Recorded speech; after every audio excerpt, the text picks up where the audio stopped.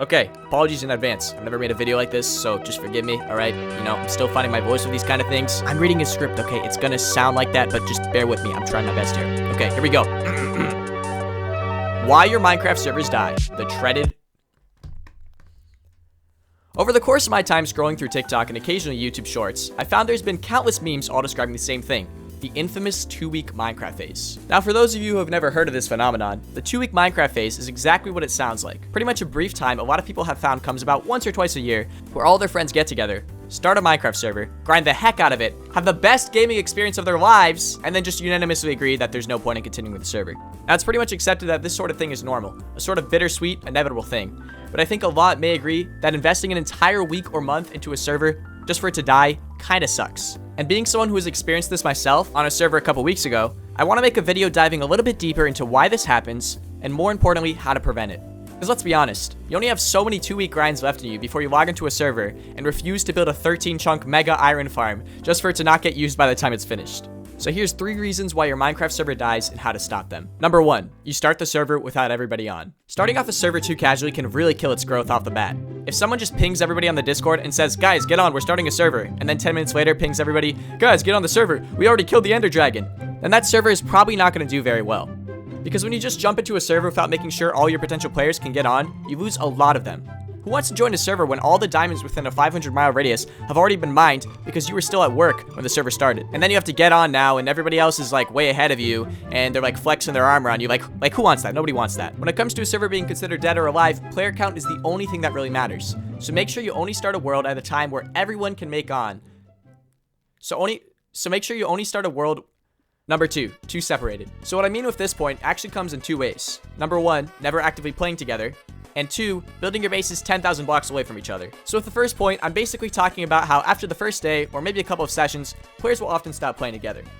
Now I know that that's a part of the experience, and everybody likes to spend some time mining for diamonds on their own, or making some cool secret build, but playing together is actually very important. If everybody spends time alone, or builds their bases isolated from each other, then that multiplayer experience isn't really able to shine. Sure, you might see another player's house occasionally, but if everybody plays mostly separate, then it won't be long before people start thinking, well, I haven't seen anybody across the server in like 7 hours. Maybe I should just get on my single player world where I have more progress. Instead, continue to coordinate and make time where you can play with at least one other player in a call. Build your houses next to each other, and I promise you'll be way more excited to hop on the server. And if you don't want to share any land, well, then I don't think you really get the point. Just kidding, you can still build your houses far apart. Just like keep them in render distance. Number 3, you cheated.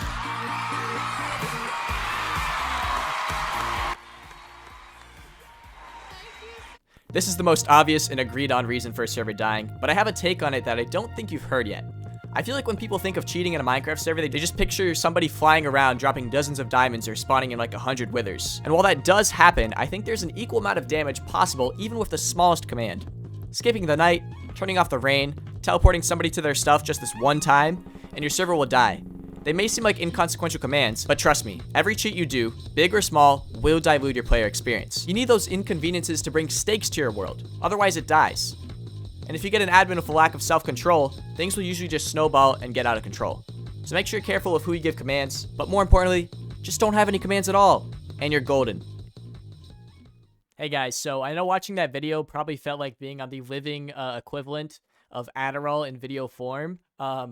Thank you for watching it. If you made it this far, I really appreciate it. I was pretty much just stating my opinions. This is my second ever video, and my attitude with it is I just need to get it out there, right? I think a lot of us are perfectionists. Obviously, I'm saying that because I am. It might not seem like it with how all over the place that video was, but I knew I just had to get it out, and I did the audio in one take, and I edited it in like 2 or 3 days, really just chopped it up. I had some fun with it. I experimented with like 50 different things. But anyhow, the last thing I want to say before I end the video is I'm trying to make these look less like TikToks. TikTok is most of the experience I have with content creation. I'm trying to do videos that are more long form and don't seem like they're going to explode if they lose your attention.